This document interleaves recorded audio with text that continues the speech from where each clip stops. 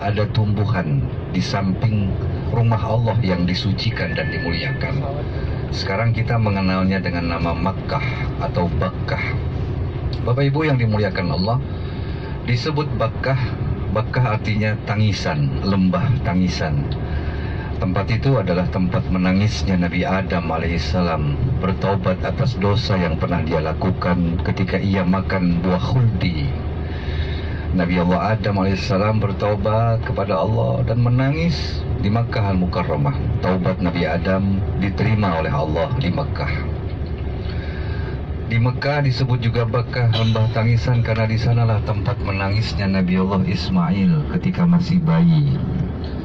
Ketika Nabi Ibrahim diperintahkan pindah ke tempat itu, tempat yang tidak ada tumbuhan, tempat yang tidak ada kehidupan, tempat yang tidak ada air.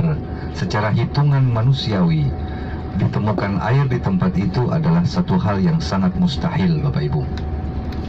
Ketika Nabi Allah Ibrahim sampai di kota Mekah waktu itu, ya, lalu Allah memerintahkan beliau untuk meninggalkannya, meninggalkan istri dan bayinya yang masih mungil. Mungkin cerita ini sudah sering kita dengar. Dengan penuh ketaatan dan kepasrahan kepada Allah, ditinggalkanlah seorang ibu yang tiada daya dan upaya bersama dengan anaknya tercinta di tempat yang tidak ada tumbuhan, tempat yang tidak ada kehidupan, tempat yang tidak ada air. Singkat cerita Bapak Ibu sekalian, saat itu Nabi Allah Ibrahim meninggalkan keduanya di tempat yang gersang tersebut.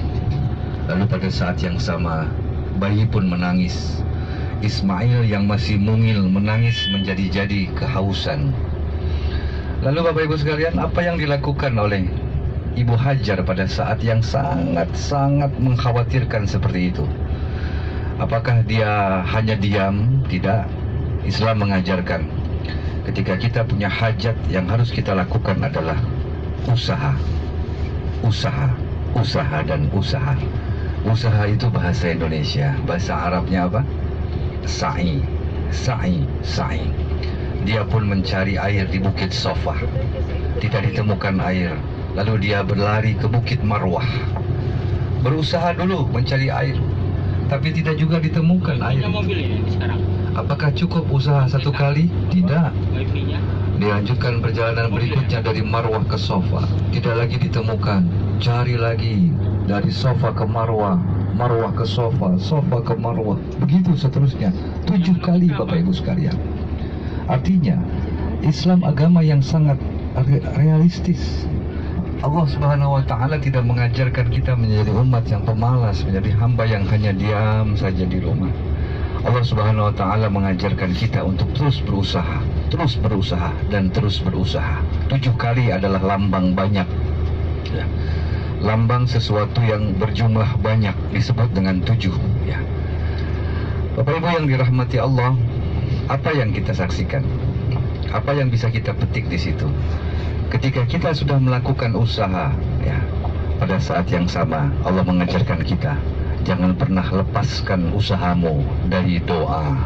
Karena yang menyebabkan engkau berhasil, yang menyebabkan engkau sukses bukan usahamu.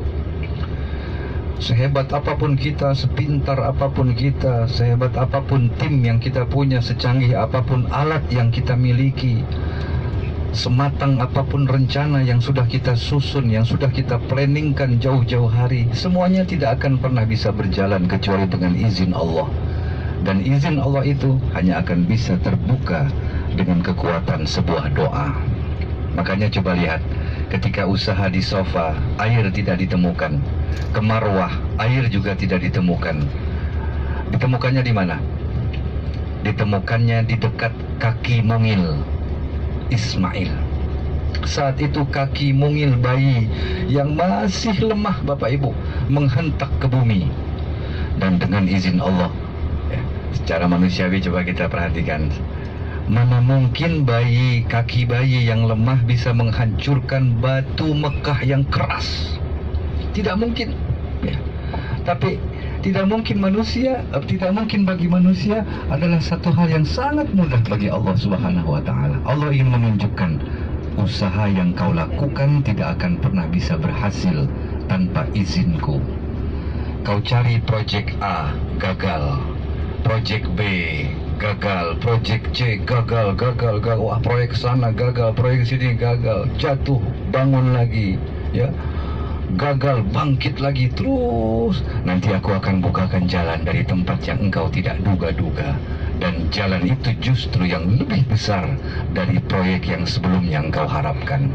Buktinya, kaki mungil Ismail bisa menghancurkan batu Mekah yang begitu keras. Dengan izin Allah, kaki kecil Ismail itu kemudian mengeluarkan air yang kita kenal dengan nama air Zam-Zam. Bapak Ibu, Zam-Zam adalah lambang keberkahan.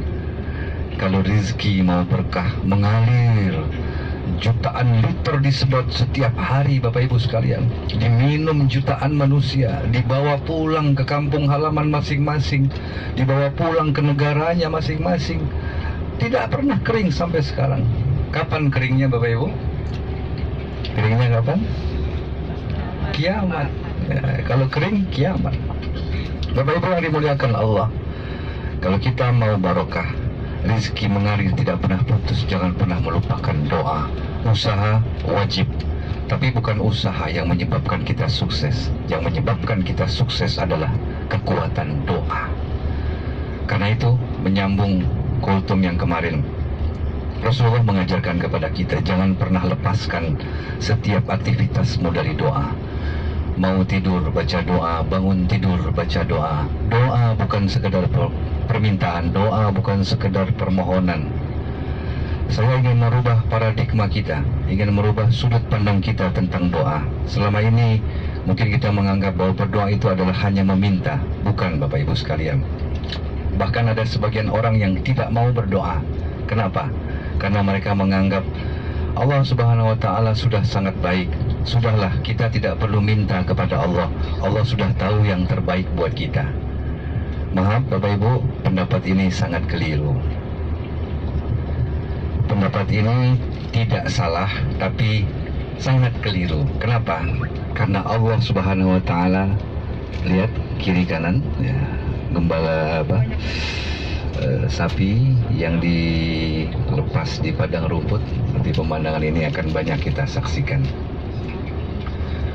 Kembali lagi Bapak Ibu sekalian, Allah Subhanahu wa Ta'ala, mohon maaf, tidak pernah direpotkan dengan permintaan kita. Jadi ada orang yang tidak mau berdoa karena dia menganggap Allah Maha Baik. Itu benar. Allah pasti akan memberikan apa yang menjadi kebutuhan kita. Itu tidak salah. Tapi Allah juga membuat sebuah sistem. Allah membuat sebuah mekanisme. Apa itu mekanismenya? Apa yang kau butuhkan, panjatkan dulu, minta dulu kepada Allah. Jadi ada orang yang berdoa dengan sangat singkat sekali, ya. Jadi doanya kadang-kadang serupa dengan iklan. Ya Allah, kau tahu yang ku mau. Kayak iklan apa tuh ya? Sprite, ya. Kau tahu yang ku mau. Ya Allah, berikan yang terbaik. Sekian. Maaf Bapak Ibu, saya tidak setuju dengan ini. Kenapa? Karena Rasulullah tidak mencontohkan itu. Yang Rasulullah contohkan apa? Kalau kau berdoa, berdoalah dengan detail, berdoa dengan rinci. Jangan pernah engkau merasa memberatkan Allah. Allah tidak pernah berat. Ribuan item kita minta, Allah tidak akan pernah merasa berat mengabulkannya. Kalau kita merasa Allah akan berat dengan permintaan banyak kita, maka seakan-akan kita meremehkan Allah, Bapak Ibu sekalian. Bahkan dengan tegas Nabi mengatakan Allah sangat cinta kepada orang yang banyak berdoa, Bapak Ibu sekalian. Banyak doa. Nabi mencontohkan apa? Nabi mencontohkan doanya detail. Coba kita baca doa di antara duduk di antara dua sujud. Nabi mengajarkan kita minta 8 item. Doa duduk di antara dua sujud. Apa? Rabbighfirli warhamni warfa'ni warzuqni wajburni wahdini wa'afini wa'fu anni. 8 item kita minta, Bapak Ibu. Gak ada doa yang singkat. Ya Allah, kau tahu yang ku mau. Allah tahu yang kita mau, tapi yang kita mau panjatkan dulu. Ada mekanismenya yang Allah sediakan, namanya doa.